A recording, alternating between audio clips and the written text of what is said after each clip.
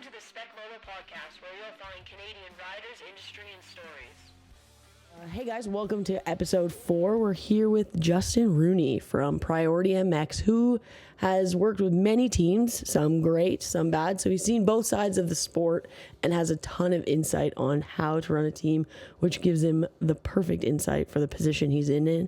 Right now with Priority, kind of a newer team on the circuit, but really making waves with how they're running it and how they're delivering results even on top of that. Justin, how's it going?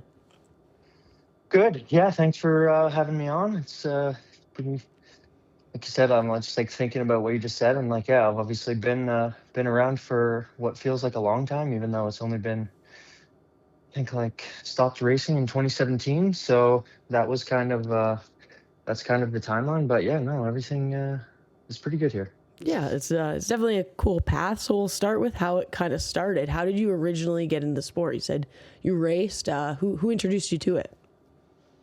Yeah, I think like everyone, obviously, right? Like my dad got me a bike when I was super young, or my parents together, and that was sort of how things started. I grew up racing TVR just locally on a 50, and escalated from there. I guess I've raced Walton every year that they've had the event since I think I would have raced the younger class, so it would have been 4 to 6.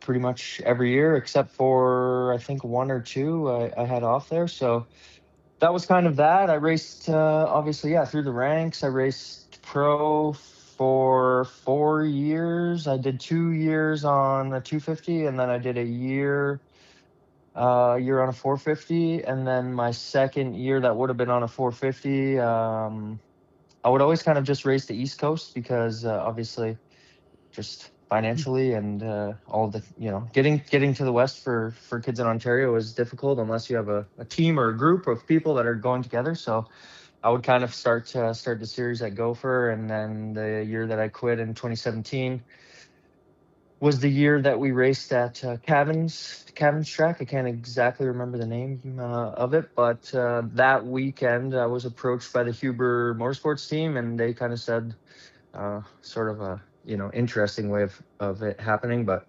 Christian, I was close with them with snowcross and stuff, and he basically said, like, listen, like, what are you doing out there?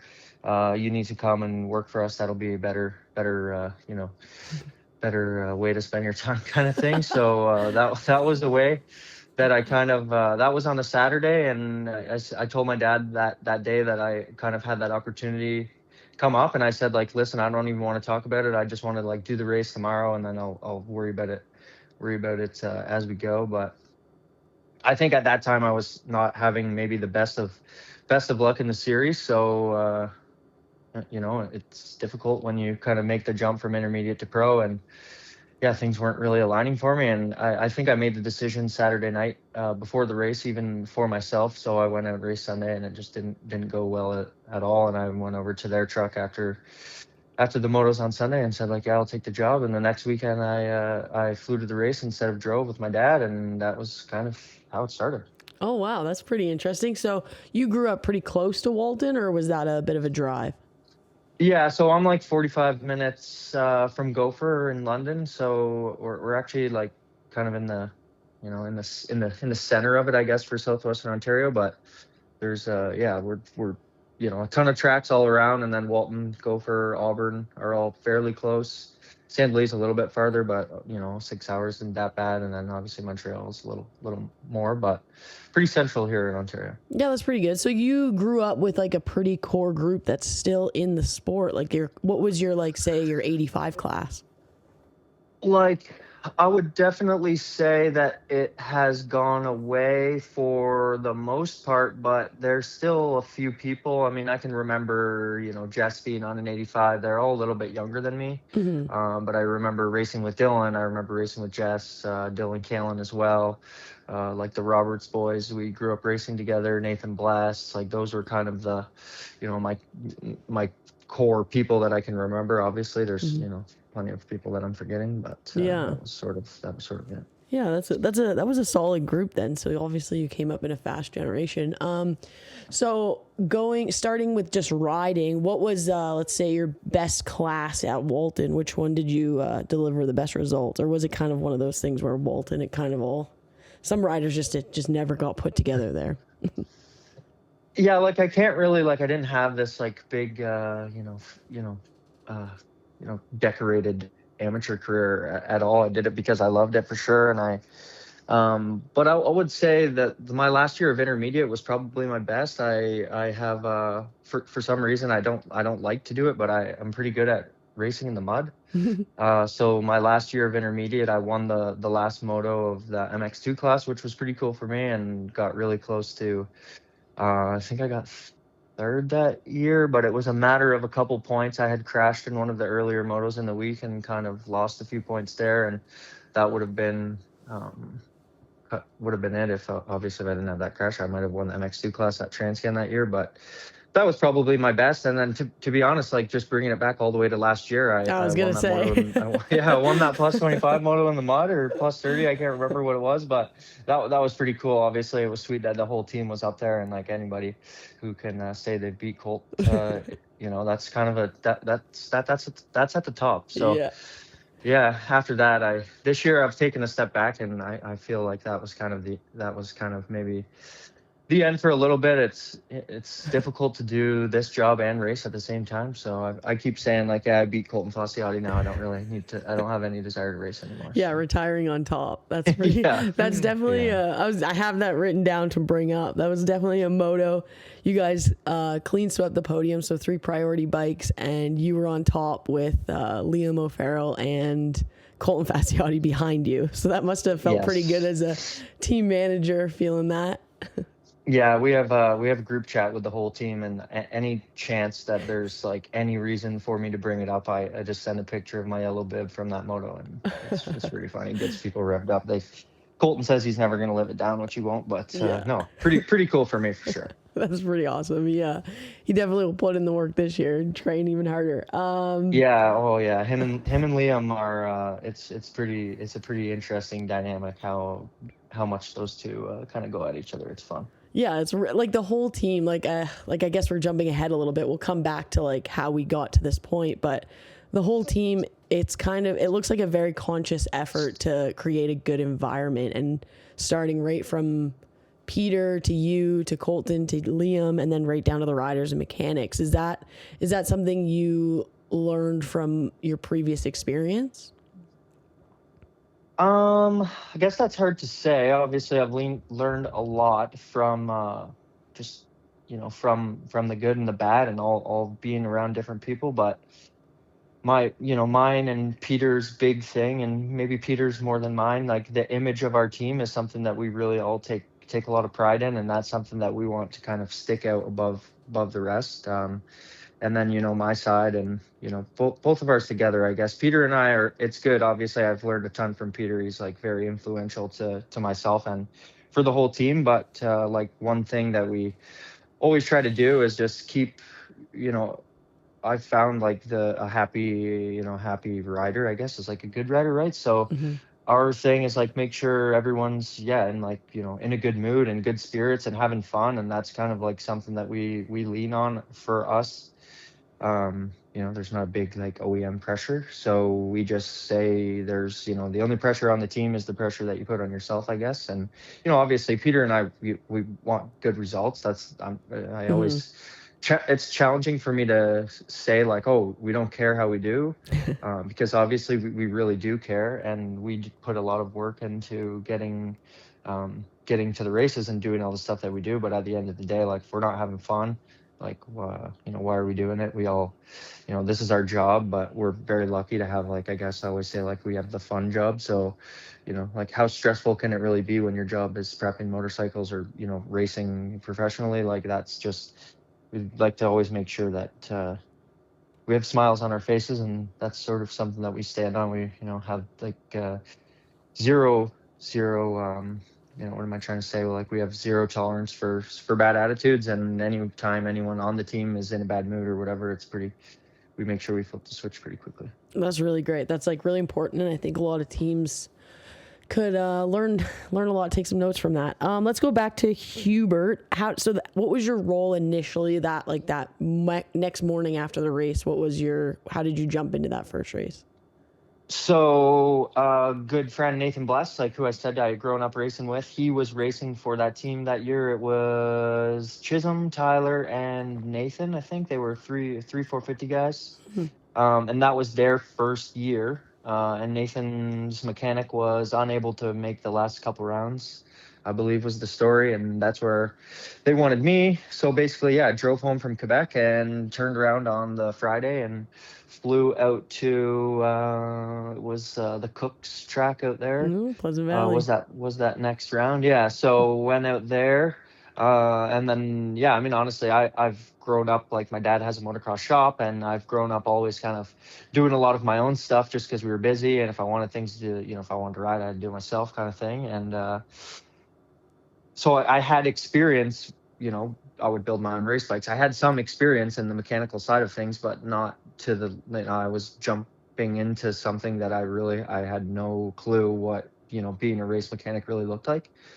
So that was kind of like all in. And that was, weekend 1. And weekend 2, I came back. Nathan ended up having a crash in practice and knocked himself out. So the first year, my time at the races was a little bit, unique, I guess, because I worked the first weekend. The second weekend, I spent most of the Sunday in the hospital with him. And then I believe we came to, was it Walton that year, I think, too, and Nathan didn't ride, so I just kind of hung out, and it was that was it, I guess, how it started. That was year 1. So then going into year 2, at that point, did you realize that like this was probably something you wanted to do for a long time, or was this just sort of like a gig that got you to the races temporarily?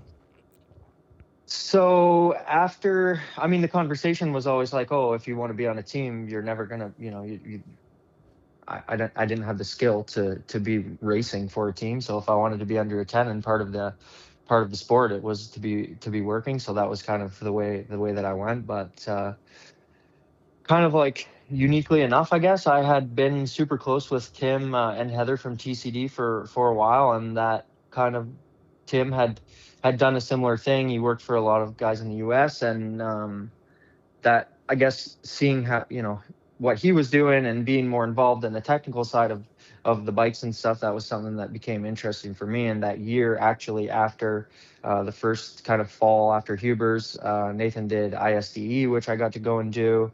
And then Tim actually did like Monster Energy Cup with Barsha that year. And they had asked me if I would come and kind of be a helping hand, which again, like I am fairly green to what I'm getting into, and first shot at it is with Nathan at a couple Canadian nationals, and the second time I'm doing anything is at Munster Cup with Barsha. So it was pretty wild. It was obviously like I had to learn pretty quickly, and that's pretty cool. How old were you at the point of going to Monster Cup?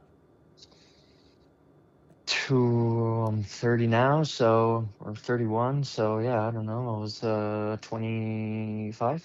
Yeah, so still pretty young to be thrown into that, and obviously that will spark some serious interest in it. And then, where did you go from there? So in that fall or in that winter, the Huber team got the Cowie deal for the following year. Leading Edge went away, and they became the Cowie effort. So the first, I guess, real year that I had been, in for the full series, I was with Moff, and he was defending the number 1 plate on 250. Dang, so things escalated pretty quickly there. Yeah, it went sort of from like obviously 0 to 100, and it kind of has stayed there, which has been pretty wild. That's really good. Did you get your first win with Moff that year? I did, and now that I'm under pressure, I cannot remember when it was. I think it might have been McNabb Valley, but I could be definitely totally wrong. Yeah, I think it sounds like it was probably early in the season, I'm sure, that year. Yeah, I knew there was one on the West. Yeah. How can you compare, like, let's compare it from a Walton win against Colton Fasciotti to a win with a rider? It's definitely different. I feel like it's like there's a lot more. I feel like it's weird to say, but there's a lot. I feel more pressure as your mechanic because Oh. as a racer, if I crash or fail, or I don't want to say fail, but if I crash or something goes wrong, um, there's not really much stress.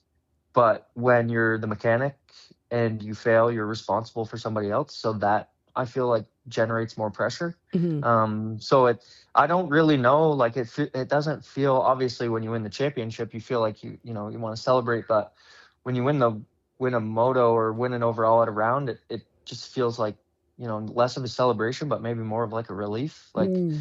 nothing went wrong and everything stayed together and you did your job properly. And I'm kind of a type A guy, and my OCD kind of kicks in. And those first few years with the Cowie team, obviously working on a Cowie is a lot different than what we do now, but though it required a lot of work and a lot of attention to detail. And I was learning, and there was some issues, and I don't understand why, but it seems that gopher dunes and spark plug associated parts seem to be my kryptonite. There's been obviously there was a few failures like in some monsoon type mud situations, but the two dry weather failures that I kind of ever have are Moff's spark plug wire pulled out of the cap, and Jess's, when I was with him, the spark plug came off as well. So I don't understand. It's obviously something that I pay the most attention to because it's the one thing. Like obviously, when something goes wrong, it's something you check the most. So Yeah. I'm fairly attentive on the spark plug caps, and I'll continue to be. But yeah, I don't know. It's a weird thing. Yeah, that's pretty interesting. It's I feel like every mechanic has that one thing now that they've learned and now they're over the top on. Yeah. Yeah, it always takes messing something up or doing something wrong to really like make sure you never ever forget that again. Yeah, that'll burn into your brain. I can't imagine Yeah. being a mechanic and just like you said, like that pressure is just I don't think I could handle that. That's even you hear like top guys and they're like losing sleep at night and you're just like, "Whoa, I can't imagine. That's a lot." Yeah, it's a long, Friday, Saturday's okay once you get the work done, and then Sunday is a long day, and you're wearing out the T handles because you're just like checking the bolts 10 times. It feels like the more time that you have to do extra stuff, like just the more you just Mm. double check everything and question everything and like stupid stuff. But Yeah. Wow. So then after Moth, where did you go from there? I stayed with the Huber team for the next 5 years until I believe it was 2021 when I went to KTM, or 22. But I was with Moth the first year, and then it was Marshall. Actually, the year after Moth, I don't think that I had a specific rider. I was more of like team support, and I helped kind of on the more technical side just because I think I was committed to helping the team. And that was the year that Tyler, did he go down to the 250F that year? So I just kind of like stayed on the road and helped the team, honestly, and it was pretty good because I got to just learn a lot. That was when Stu was still the manager, and then the following year I believe was when Chad took over. And then I stayed with Marshall for every year that he came up and raced the Cowie. I was with him, and then after him, I made the switch to the KTM. That's interesting. Was there any like mechanics at that time or just guys that had been in the industry for a long time that kind of took you under their wing, or was it just a free for all? Do you mean as far as getting to the KTM team, or sticking this like to the Cowie stuff for now? Just sticking to the Cowie stuff for now, just like the come up in that kind of time period from like say the first year with the Cowie team and then going into before KTM. Yeah, like I feel like the way I learn is just by watching people. So I just really paid attention. I wouldn't necessarily say that one person taught me more than another, but the whole kind of group I learned, like good and bad. I obviously learned and I feel like I've maybe taken like mental inventory my whole time. And, I always like, I'm super close to my dad, and I would always, kind of chat with him about stuff. And he, just remember, if you're ever in the position, like this is what you want to do, or this is what you don't want to do. So I feel like, yeah, not necessarily one person, but obviously, Christian was a super good mechanic, and he was a friend for a while, a long time. And, I learned a lot from him, and obviously Chad, and, Stu. And I would say like I learned just a lot from the group. And obviously Gerhardt over there as well, super successful guy, and, knew a lot. And just the way that, people handle situations. And yeah, but I wouldn't say that there was anyone specifically that really like I learned a ton of everything that I have from. I feel like it's just little bits and pieces from everyone. And what's like that environment like? Is like the mechanics in the pits kind of, is there like a competitive nature of like who's the best, or is it like very helpful and like everybody's kind of looking out for each other?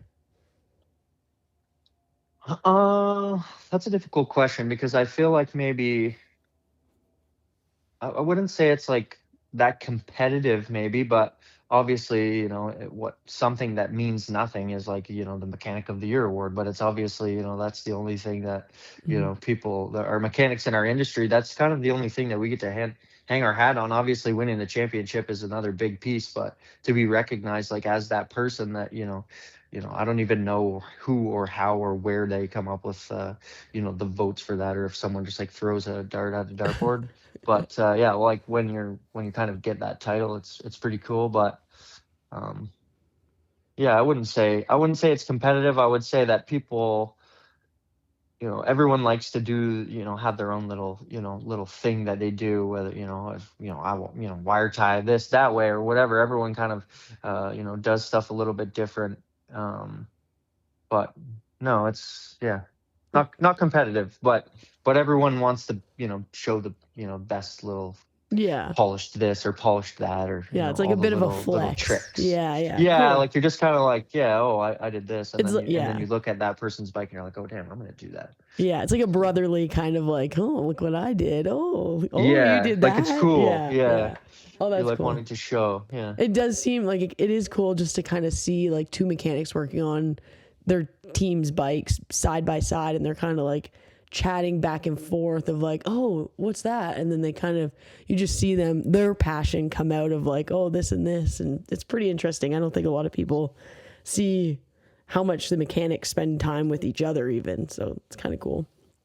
Yeah, I think, like you said, like people don't maybe understand how much effort, at our level goes into these bikes, and how much time we all spend on them. But yeah, every situation I've been in, whether it was Huber's KTM or like the group we have now, we all build race bikes side by side. And so yeah, I mean you're together for quite a significant amount of time. Yeah, it's pretty interesting, especially in Canada where it's like the budgets aren't as big and you just got to get things done wherever they are.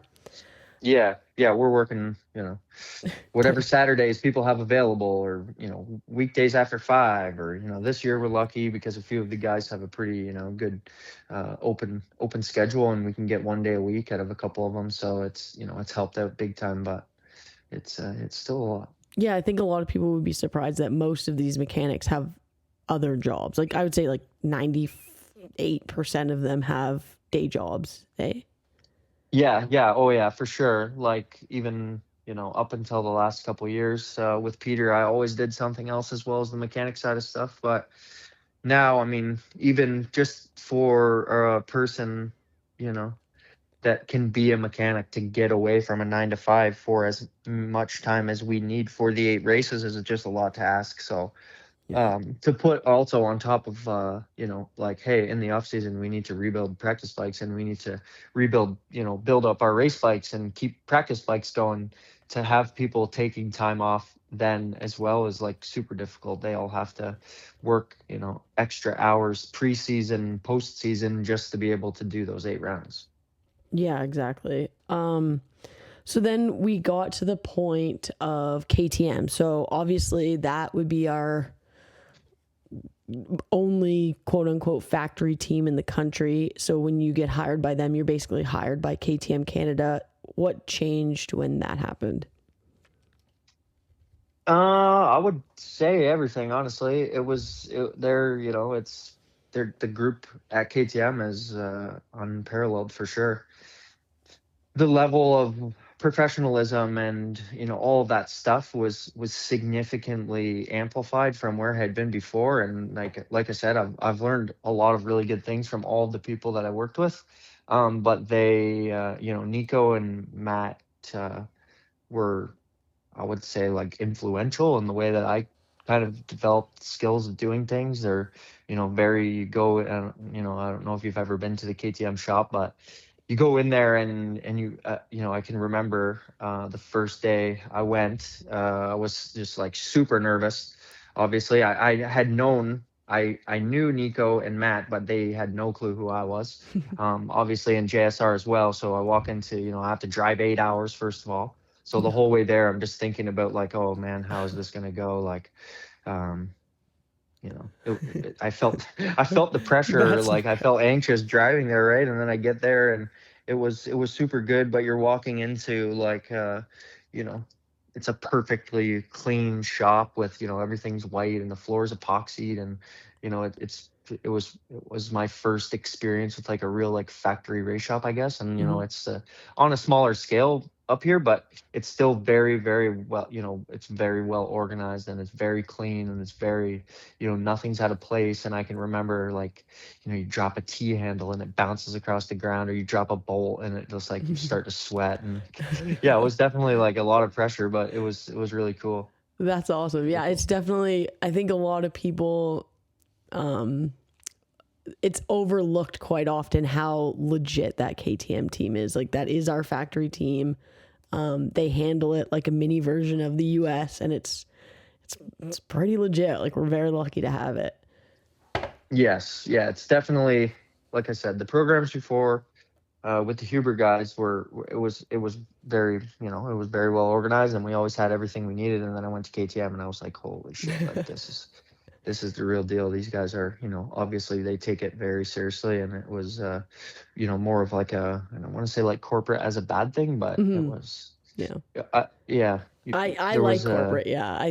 yeah, and I do too. And Yeah. and that's the way, like, Peter, like I said, him and I are, he is excessively type A, and I am the same way, and we all try to learn to be that way more. And KTM, I feel like, guided me maybe into that direction, and probably put me in a place where I was more prepared to, like, be that organized and that, tidy and meticulous about everything. But it definitely, you say, like, is it a competition between the mechanics and stuff like that? And I wouldn't say that it was more there, but definitely, if one guy does things and everything is perfect, and you do things and it's not as perfect, you are always striving to make sure you're, you know, getting everything to be as perfect as he did. And I feel like that was sort of the way that Nico and I were. Or, like I said, I just watched the way that he worked, and I watched that, it's stupidest things, but, like, use the T handle and he puts it back on the rack. You don't just put it back on the counter. And you use a bolt, or you put, everything was perfectly organized and perfectly in place all the time. It was never out of place. Yeah. That's definitely a little thing that goes a long way. I think it shows with the team and how everything's run, which is how it should be in that kind of environment. So you said you were kind of nervous on the first day. Can you tell us a little bit about the first day? Like, how did it go? Anything go out of sorts? It's funny because I can remember it, like, so vividly. I drove up there. I spent a day working. Obviously, yeah, I had to drive. I left my house at like 4 in the morning. I drove all the way up there. I was supposed to be there for noon. I ended up being there at like 10:30. I had a hotel for the weekend. Maybe it was I think it was like a later in the week kind of thing. I maybe had a hotel like a Wednesday, Thursday, and I was coming home on the Friday, something like that. Hmm. I'm there way too early, so I go to the hotel. I'm trying to, like, get. I've also never spent that much time in Montreal, like, up to this point. So I'm in the city. I'm dealing with French everything. I'm nowhere close to bilingual at all. But yeah, I like go to the hotel, go to the office. I like obviously meet JSR. It gives me a tour of the whole facility. Um, And then, yeah, they're just like, okay, here, this is, I think it was the year that Jess maybe was trying to do some Supercross stuff. He's like, here's Jess's Supercross 250. This is going to be so-and-so's first practice bike. It was Piccolo that year. So this is going to be Piccolo's, first practice bike. He's going to be here whenever it was, a month or week or whatever. Basically, they're like, okay, well, just frame this thing. And then we'll clean it and we'll just put it back together and just make sure everything's fresh and all that. So obviously, like at my dad's shop, he had a customer that had a KTM, whatever it was, 350. And I was like, all right, I'm going to take this thing apart. Same sort of thing, frame it, clean it, put it back together for the season. I'm going to do that. So I feel a little bit prepared when I go to the KTM shop or have some idea of where these bolts are all going to go. So I take this bike apart that was Jess's. I clean the whole thing. I'm like, walking from end to end of the shop because they have like a cleaning room, and I'm just like pushing a cart across the floor. It's like making crazy amounts of noise. You're in that place and you feel like everyone's staring at you because you're like the only person like that's new. They're all like obviously very familiar with each other. They work there every day. So you feel like major pressure. I lay out all the bolts. I lay out the bike. I'm ready to put it back together. I think this was like on maybe the morning of day 2, and I just like internally have a complete meltdown because the bike had like a full tie bolt kit instead of the standard bolts that I knew from doing it previously.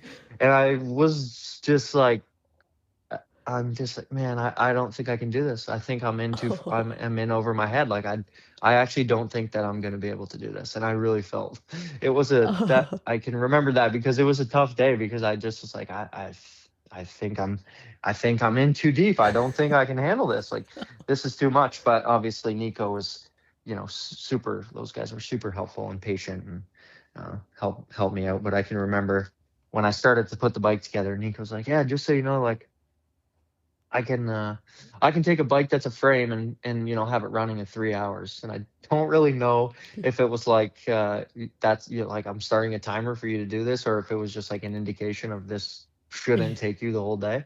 But it definitely took me a lot longer than I had anticipated, and it was pretty stressful. Oh wow, that would be very pressure filled. That's pretty crazy. But Nico was probably pretty helpful for the most part throughout your time there. Yeah, Nico and Matt both, and then like obviously David at the end and Jerome, like the whole time I was there, and Mark the truck driver and JS when he was around, like everyone that was involved with that program was super cool. They're not known for having too many Ontario people being involved with that program. Obviously, I think that when we came into the program, or when I came into the program, it was because a few of the riders wanted a Canadian or an English speaking mechanic, and it just kind of fit. And yeah, but they were super, super good. They were super helpful. Nico, obviously me being English and then being French, it took some time to kind of understand the humor and all that stuff. And so working side by side with a guy, and their English is all super good, but we have different senses of humor, and like things are just a little bit different. So it took some time, but it came around for sure. Yeah, it seems like under that tent there's like a time for work, and then there is also a time for play that I don't think a lot of people get to see, but they do a very good job in balancing it, I think. Yeah, definitely. I would say they're very good at like putting on the professional, like they wear 2 hats, and they wear a hat when they're at work, and they wear a hat when they're not. And they're very, I feel like they get sort of a reputation for being, I don't want to say like wrong, but like they feel like they get a reputation for being like assholes because that's what people see, but it's not. They're just professional, and they're there to do the job, and that's what you get. They're there to win, and they take it very, very seriously, and I feel like that's like a good thing as well. Like it's not bad for sure. Yeah, I completely agree. I think it's a great thing. There's people that strive in those environments, and there's people that don't, and I like that environment quite a bit. I like the like straight line, like this is what it is and this is what to expect. There's no surprises, there's no blips in anything. It's pretty consistent. Win or like lose, it's a little stuffy in there, but win, it's pretty good. It's good stuff in there. Yeah, Yeah, no, they're definitely like it's a super good group. Like I said, Yeah. they yeah They're they have fun too. Yeah, for sure. They're definitely this, like, this is other teams listening. They're gonna be pretty bitter, but like if they really think about it, they're gonna have to agree. But that's kind of the standard, and it is because they are the only factory team. Like they set the standard, and it's everybody else just trying to chase them at this point, and for all of existence of it. Yeah, 100%. Yeah, so obviously you spent quite a bit of time at KTM Canada and had some success there, but then went over to Priority, which is GasGas, which is still kind of under the umbrella, but run privately through Peter. How did that, like, let's talk about the very beginning. How did that come up? Like, did Peter approach you? How did that all transpire? So it started the year that I was working for Jess. No, sorry. The year that I was working for McNabb. Peter was doing his own thing, a little private deal, KTM. I was lucky enough to have Ryder was living near Gopher, and I was maintaining his bike out of my garage in at my house here. Um, so I had not free time, but that was sort of what I was doing. I mean, Ryder was we were he's chasing the championship. We're putting a lot of effort in. We're testing a couple days a week, or riding together a couple days a week. Or he needed someone to be at the track. I'm maintaining his practice bike, making sure race bikes are good. Anyways, a couple days before Gopher, Peter had one of the riders on the team needed top end done on whatever it was, a 350, I believe, and he kind of had gotten my number from I think Liam. And so that's sort of the way it started. Had a call with him. Hey, do you have time to do this? I said, I don't really have time, but like I'll make time. Hindsight being 2020, I'm like super glad obviously that I did that because it opened a huge door for me. And I would say 100% it changed my, I wouldn't say maybe my course of my life because I was headed in this direction, but it definitely changed my life. This opportunity is enormous. I'm super thankful for doing that one small thing at the beginning. But yeah, it just started as I did a top end for this guy, delivered bike. I tried to do be very thorough with the way I wrote up an invoice, and I tried to explain myself, and I tried to justify the payment, and I did everything the best that I could with that bike, and tried to did the top end and ended up doing a little bit more, and said, hey, I have a standard and this is the way I want to keep things. And I think that Peter obviously would have liked that. And I'm doing the best that I can. Obviously I'm trying to impress this guy. I knew that who he was and what he was all about. So yeah, that went really good, but that was kind of the way it started, and that was kind of it. It went on with that year with Ryder, won super good, won the championship. Through that winter or fall, Peter had kind of asked me like, hey, what it wasn't exactly like, what are your plans next year, but hey, do you have some time in the off season? I think I was kind of interested at that point in time. I'm sorry, I'm flying all over the place here because I'm No, kind it's of like good. trying to remember it at the same time. But I had always worked with my dad at the shop. He has a shop in London here called Extreme Toys, and he supports, AMO, TVR, all this stuff. It's, a lot of, it's a motocross shop in southwestern Ontario, not a dealership. So it's very unique to, mostly everything here. But we've been very involved with the motocross industry around here for a long time. And Yeah, I had no idea, but I've definitely seen that logo on a lot of bikes. That's yeah, interesting. so yeah, super cool for him. And we always work together. And I think that most people, if they work with their parents, they kind of get to I got to a point not where I didn't really want to work with my parents, but I wanted to do my own thing for some amount of time, and I wasn't sure what that was going to be. At one point I had brought up interest to Matt about like working internally at KTM, and said like, hey, maybe I could be a dealer, service rapper. There was a few different options that I was kind of like had my eyes set on.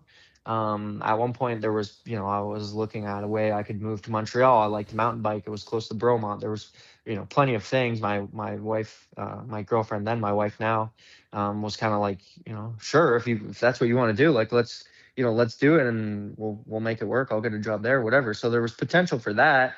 And I had told my dad, like, listen, any opportunity that I get with KTM, like, I'm gonna take it. If there's something, I'm out of here. I'm taking it. I want to do something differently. And that winter, Peter kind of was like, hey, I got, these three guys, or I think it was three at that time. Yeah, it was Wyatt, Seth Hughes, and Hayden Jameson. And he said, I'm gonna put, this kind of together. We're gonna go do the whole series. And I was like, okay, cool. But how do I fit into this? And he said, well, what do you think about like building just building all the bikes? You don't have to do really much else. Just build the bikes. And then when you get to the races, your hands off.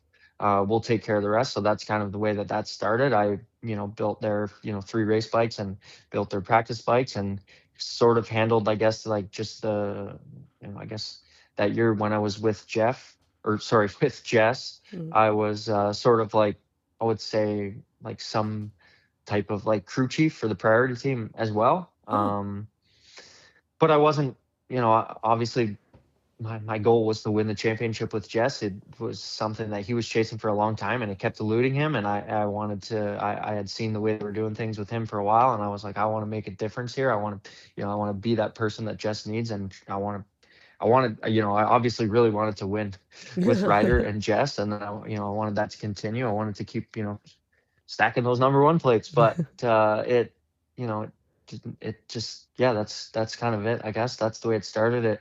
I had to be super hands off on race day because Jess wanted my full attention there, but that was the way that we, Peter and I were kind of introduced. And then just through talking with Peter more over that summer, it was before Walton, but I had signed a contract with Peter to, be the manager of that team. I knew it was going to be a new effort. At the time, we weren't sure whether it was going to be GasGas or if it was going to be KTM. But the spring of that, season, JSR and Adrian had come to Peter's place, and we had a big meeting, and there was some potential for maybe a little bit of OEM support, and then that obviously turned into the GasGas brand, and I guess that's the way we kind of got introduced, I guess. Oh wow, I didn't realize that. So you're at Walton celebrating a championship with Jess, but you knew you were going to Priority.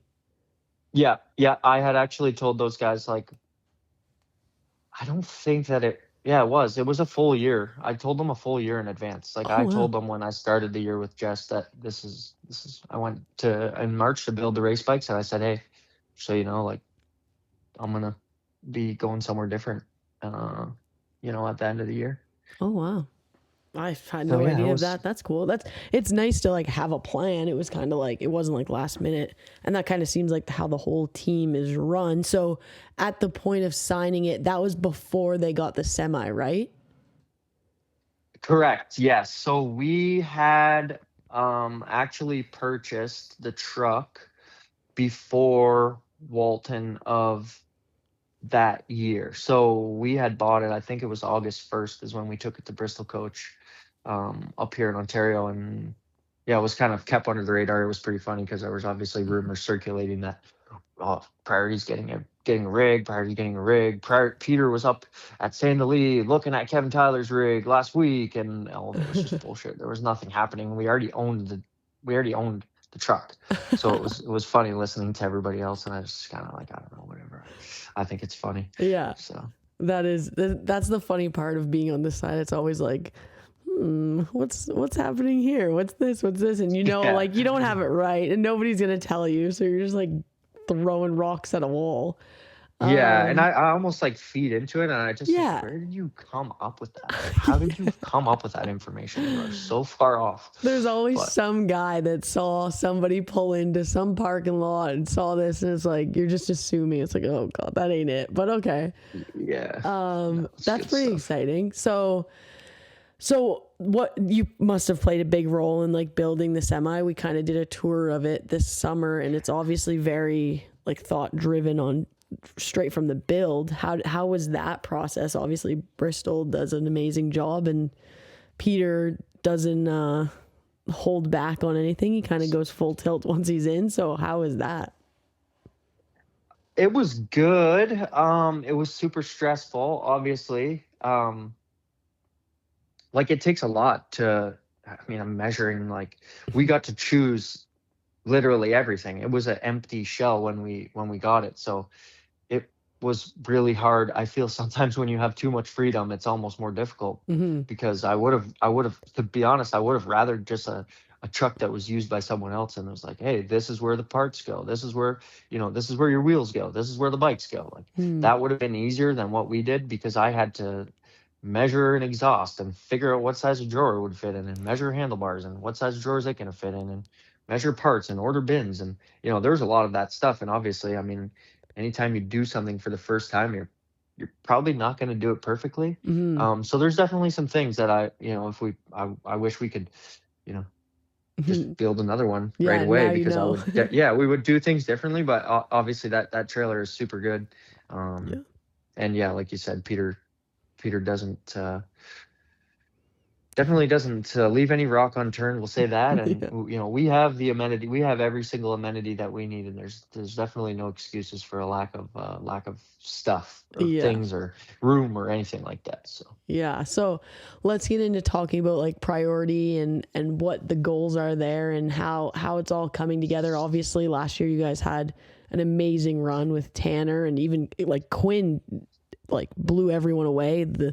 I love the story of he wasn't invited to the press conference and then showed up. Like, he really showed up. I honestly think that that's part of the fire under his butt. Obviously, he put in the work and he did it, but it was almost like he had something to prove, and that was kind of it. It was really cool. So the team just like delivered last year, and being first year with the semi, starting off the year with losing the tent and like all that stuff, like how like what a year for you guys. So how did it get to kind of that point, and like what's the mindset of the team? Obviously you're trying to you're behind the GasGas brand. You've spent time with KTM. It seems very clear that you guys aren't trying to be a small team. You guys are trying to make a big impact. yeah, I mean, I guess there's a ton. It feels like just a lot of stuff was packed into that year for us. I guess I'll start maybe a little bit on the logistics side. Um, Obviously, we had to build that trailer. That was super difficult and time consuming, and took a lot of, that was very stressful.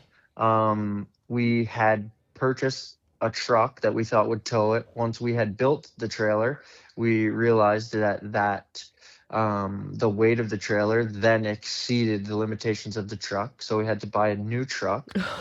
Peter purchased a new transport truck days before we had to leave for Calgary. So that was kind of like, okay, finally, once we're on the road, I always say like our busiest time is like, this time of year. Once the truck's on the road, it's sort of like, I don't want to say like on autopilot, but like if you've done the work and the guys are good and the bike is good and the parts are in the truck, you're just going week to week, and you're just kind of like letting it The take cards its course, I unfold. guess. Yeah. Yeah, right. Like you're just kind of playing the cards that you have. Yeah. So we get to round one. We had some, we get to round one. I'll stay on the logistics side. Obviously, I just want to, obviously mention that losing that tent at Cold Lake was devastating. And when that happened, I'm new. Peter and I's relationship is new. So I've never really seen this guy up to now. There's never been anything happen that I was like, oh shit, like how are, when that happened, I was like, what's going to happen here? Like, how is he going to deal with this? Obviously, Yeah. he's intimidating to me because of his success, but he's, a good guy. I'm really close to him now. And I all that sort of thing. But when that happened, I was like, oh my God, this is crazy. Like, I don't know what we're going to do. We had obviously already had the struggles of getting to round one. Now the tent is completely ripped off of the trailer. And, him and I are standing on top of the trailer when this happens. Like, this was like, obviously it was extremely scary, but like it was super dangerous as well. Very, We're yeah. lucky that we weren't hurt. But it was fine. Like obviously whatever, I'm not that emotional of a person, but like I wanted to cry. I just wanted to jump off the roof. Like it was crazy. I could not believe what had just happened. And nobody else could really believe it either. There was a few people around that were kind of just like helping us in that situation, and nobody was saying anything, and Peter wasn't saying anything, and all we were doing was just trying to like take the tent back apart. And finally, after kind of everything was tore down and the tent was folded up, and he just kind of looked at each other and we're like, holy shit, like what do we do now? like, how did that just happen? Like, what, just kind of started to go through the course. And yeah, it was, it was fine. It was like, hey, we got to push on. And obviously none of the riders knew until they showed up, like, hey, why is the tent not up? I'm like, well, unfortunately, we have no tent. It ripped off. We got like a few pictures floated around on the internet, but it was fine, whatever. But that was a big hurdle that we had to obviously, get through. And the rest of the year kind of just, yeah.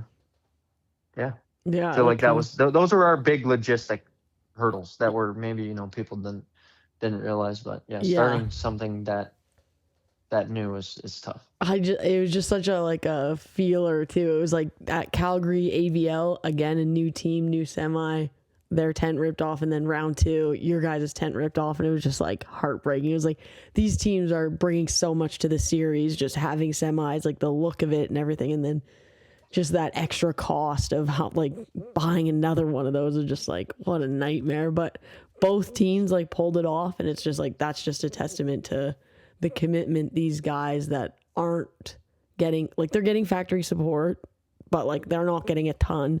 Just to be able to pull that off is just such an asset to have involved in the sport. So heartbreaking for sure, but glad it all kind of worked out in the end. Yeah, it was obviously that it sucked, and we were on a managers meeting a couple weeks ago, and I was like, hey, just so we know, like, I'm gonna be super.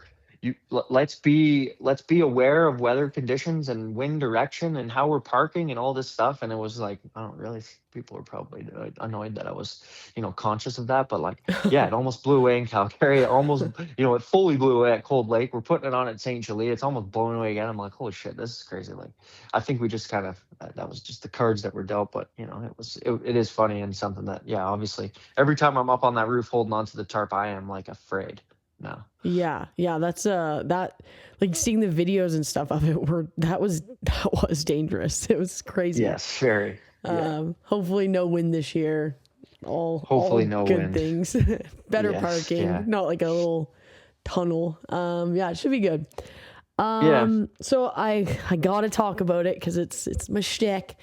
And obviously Peter's a massive part of WMX.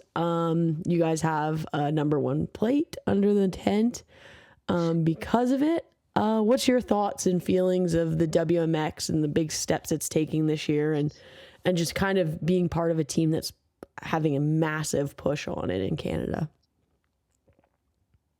Yeah, I mean, obviously a lot of the push definitely is from Peter, but I support what he's doing. Him and I are like, we're a team together. But that was his initiative. But like I said, I back it. We're super lucky to have Jamie. She has been sort of, I would say, like, under Peter's, wing a little bit over the last couple of years.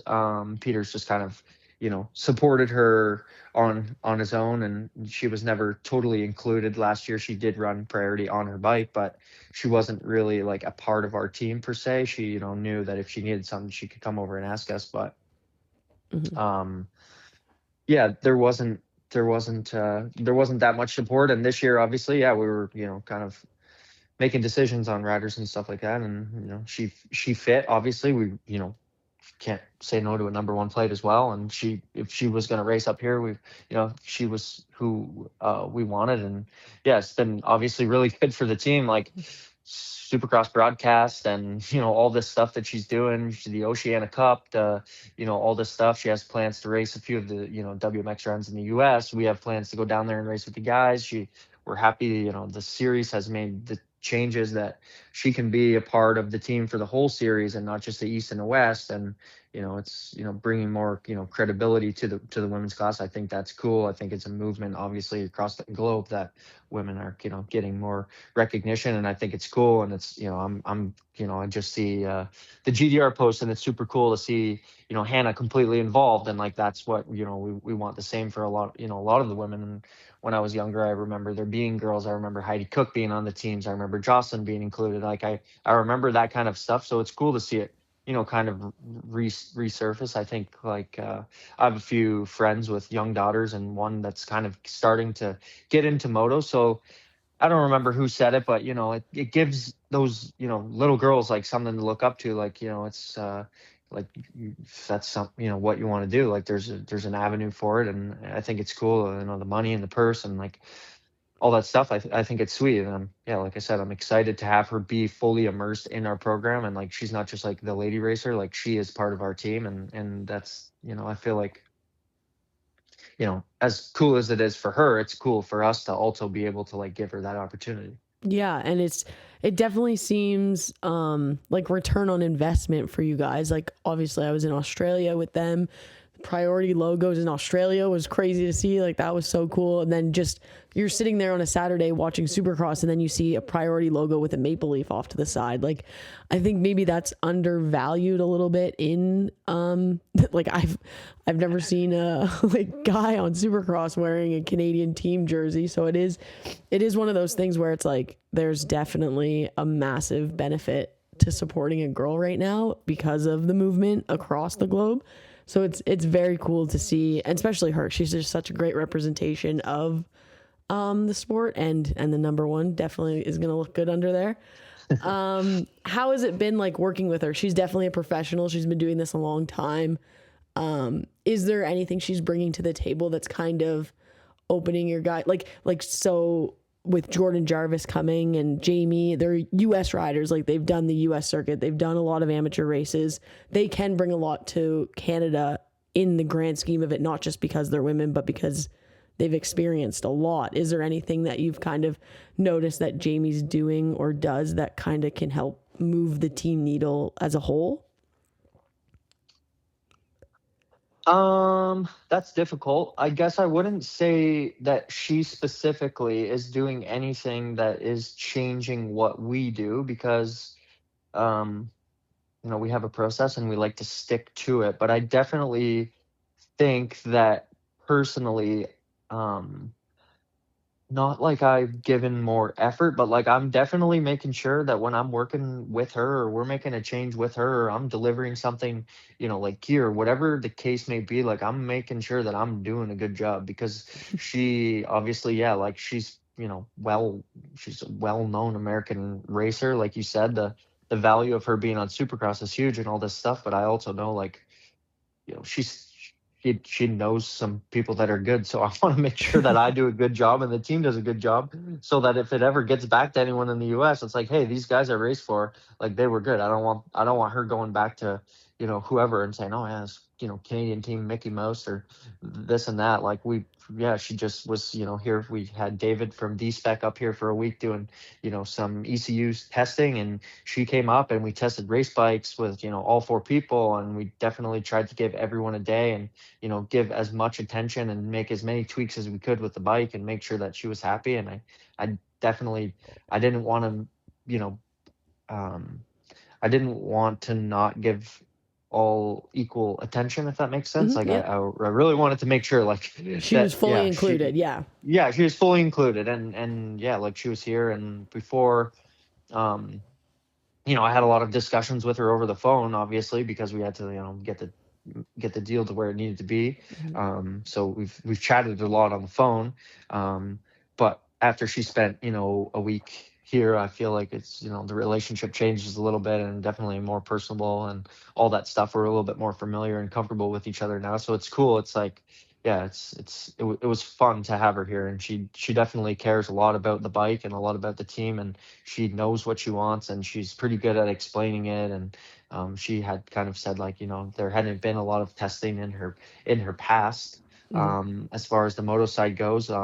But yeah, I feel like we tried to do a pretty good job and give her some different options and try a few different things. And obviously it's the women's class is it's gonna have more women this year. So yeah, hopefully defending the number one plate is gonna be a little bit more difficult, but I hope that she can do it for sure. Yeah, for sure. I think it's going to be an interesting class for sure. It's going to be one to watch. Also, something to note, just as a side thing, make sure her mom makes her guacamole, because it is the most amazing thing in the world. I will. That's actually hilarious, because they were here and we watched Supercross the weekend that we were here, and David was here, and David really wanted to make guacamole, so David made guacamole for her mom and the three of us, and she her mom said that it was pretty good. So I didn't know that Oh, there was a magic guacamole, but I'll have to. David did. Yeah, he there felt the pressure for sure. there is a magic guacamole, and you guys are gonna need it. Yeah, Like it's yeah, so that's good. funny. I almost I can't wait. I almost suggest not trying it because now it's just all you want. Like no other Yeah, guacamole meets the yeah, it's all standard. trash. It's so good. So Yeah. put that on the list. So first year results, how did we feel at the end of the year? How did we what were some of the highs and lows of the season that you guys had? Obviously, we it was the highest of high and the lowest of low. It sounds kind of stupid to say, but like we came into the year, we felt obviously like Tanner had signed pretty early on. We knew that we had him. Parker was already a part of the team previously, and then Wyatt was coming as well, and Cole was going to be the other 250 guy. Unfortunately, Wyatt had a crash at our photo shoot and broke his patella. So that was a setback coming into Calgary, and it obviously, or not obviously, but unfortunately, we just kind of fought that for most of the year, and that's unfortunate. That's unfortunate for him and us, and we really thought we had a good we we thought we had good potential, and unfortunately, yeah, it just didn't work out. Parker had an injury mid-season, so we were riddled down to two guys pretty quickly. But yeah, Cole and Tanner really obviously rose up. Tanner, or I guess I'll start maybe with Cole. Cole came into the season first year in the pro class and did super well. And Cole has adapted to being a professional, and he has good role models around him, and he's learning from these guys, which is good. And yeah, I'm excited to see kind of where things go with that. And Tanner, yeah, put us in a situation that we obviously would have never, expected for the first year. He started to win, and then all of a sudden we have the points lead, and then we're in a battle for the championship in the, first year, which had been discussed, kind of we just need to be around there, and we'll be happy. We had obviously no expectation of winning, and that created obviously a lot more additional pressure when we were in that position. Did you guys have Unfortunately, did you guys have red plates printed?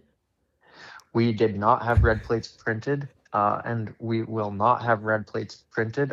If we need them, I will get them. I think it's like bad juju if you keep them in the truck, Yeah. but other people can do whatever they want. Yeah, fair. But yeah, Greg at M7 is a phone call away, and it's days for red plates. So Yeah, he's if we aware. need them, we'll be getting them. That's sweet. That's sweet. So keep going. Tanner gets the red plate. Yeah. And what are you guys thinking in those moments? Like, we're going for a championship now.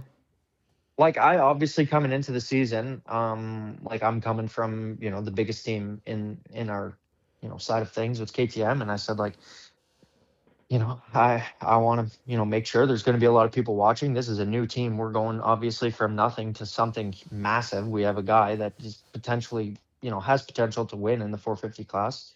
We had that same thought for Wyatt, so we have two guys coming in that we thought could be winners.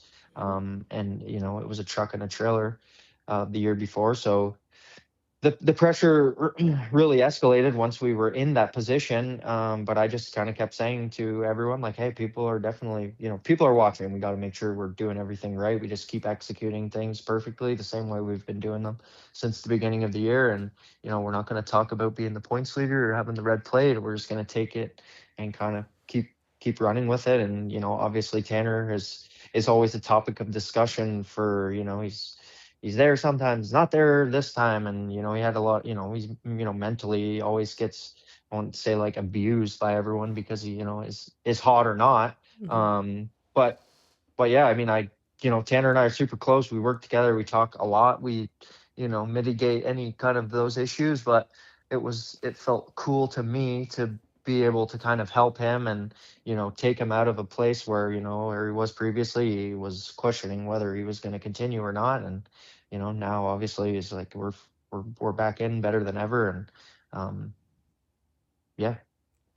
Yeah, that was definitely he's had some great seasons, but that was one that you could just see. And I said at the beginning of the year, his new dad status brings like this dad speed for some reason. Every time a guy has a kid, that next year they just, even in Supercross, they just come out a little faster. I don't know if it's like life is in a little more perspective with like a baby like that. I don't know what it is. I think maybe it's like calming a little. Like it just like it kind of like mellowed him a little. Maybe I'm not sure, but it was definitely. I mean, we had preseason, some we had some races and things weren't going perfectly, and I just said, man, like you ever feeling like that, you just grab your son and hold on to him, and you're gonna forget about the racing. And that's kind of the that was our direction that we went, was like, I kind of always say, like, hey, if it's a bad race, you got 5 minutes to think about it, and after that we're on to Moto2 or we're on to the next weekend, and we're not going to dwell on the things that go wrong, but just be positive about the things that go well. Yeah, it definitely paid off.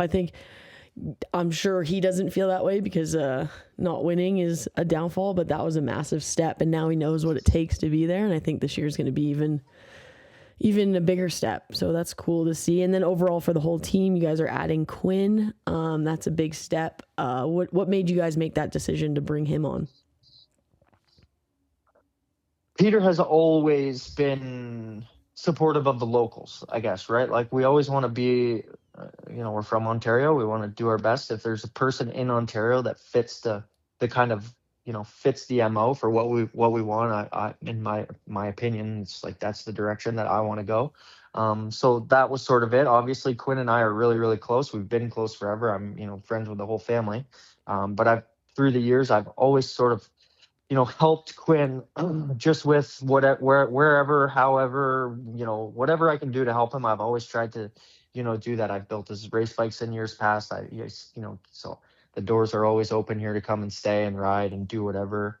But kind of as we were getting later into the season, thinking, obviously it's it's not top secret to say, but these guys, we have two guys in the 450 class that are, a few steps ahead of the rest. Unfortunately, last year there was some, they had bad luck or whatever. And so that's the way the cards fall. You got to be in the race to win the race. Mm-hmm. But our strategy was, let's get two guys that will push each other, and maybe together they can find some sort of speed. So yeah, basically it was just, find someone that's equally or close to as fast as Tanner. Tanner had an extended contract with the team, and now they both do. But yeah, that's the goal. The goal was to take two guys that are pretty fast and put them together every day. Every day they practice, training together. We're living close together, so they're, they spent the winter, riding with each other every day, pushing each other every day, and we'll see. Hopefully when we get to Calgary, the gap is smaller. Yeah, that's awesome. It's definitely one of the top teams to watch, and if I was to do an awards for 2025, I think Priority, and I've said it to a million people, is the team of the year, hands down. What preseason stuff do you guys have going? You guys obviously went to the AMO race. Are you guys headed to Sand Del Lee? Are you guys coming out to Calgary for that Shaw Valley Super Series? What's the plan? And maybe what's your thoughts on like preseason? Obviously Tanner's racing a ton. Quinn's been racing a lot. What's your, like, everybody's always debating preseason gate drops, do it or don't do it. What's kind of yours and the team's outlook on that? Yeah, I mean, definitely you can take it two ways for sure. Like it can be good or it can be bad. We raced Gopher, and it didn't really go all that well. Then we went to Auburn and less people showed up and it went a little bit better. Tanner did the race in the UK, and that was, was that good or was that bad? I don't really know. But, our strategy for him was to race, and, he kind of, he struggles when things don't go his way. So, obviously the only way to get better at something is to just do it over and over and over again. So that's what we did. He raced the whole Winter M Series in Florida. He raced the races in the UK. He's, raced these amateur races up here. But now, obviously moving forward, Quinn is going to be at Sand Del Lee, but we still have a few, things we want to do here just within the team that is going to kind of take precedence over, getting anywhere else. So I think for the most part, after this weekend, we're shutting her down for local races. All these guys, it's been a long winter and it's It's been tough preseason. Not tough, but it's Yeah. been a lot of work. We're trying to make sure we're ready. Obviously, like I said, last year there was a lot of pressure on the team because it was a new team and blah blah blah. We did well, but now like going into year two, especially after last year, like the pressure is a lot greater because now this our standard is elevated higher than it was before. So I think. Like I said, the preseasons can go one way or the other. Last year, for Tanner, they went terribly at Gopher Dunes, and he came close to winning the championship. So I don't really think that they mean all that much, but it could be tough. It could be tough for sure. Yeah, I think reading too far into those results can get you in trouble. So I think what matters is June 7th, and that's pretty much it. Yeah. 100%. But I do think it was cool to watch him race all winter, and same with Quinn, even getting some gate drops locally. It's definitely cool to see as like people watching in, like, oh, they're not afraid for gate drops, where I think some other people are like, what are you afraid of? Like, let's go racing. But to each their own. So I think that's it. That covers pretty much everything. I appreciate your time. I appreciate you, everything in the sport you're doing. I think you've made a big stamp on Canadian moto, and your name will be brought up for years and years as somebody that changed it for the better. So I appreciate your time, and we'll see you June 7th. Cool. Thank you. Thank you. All right. See ya. Yep. Sounds good.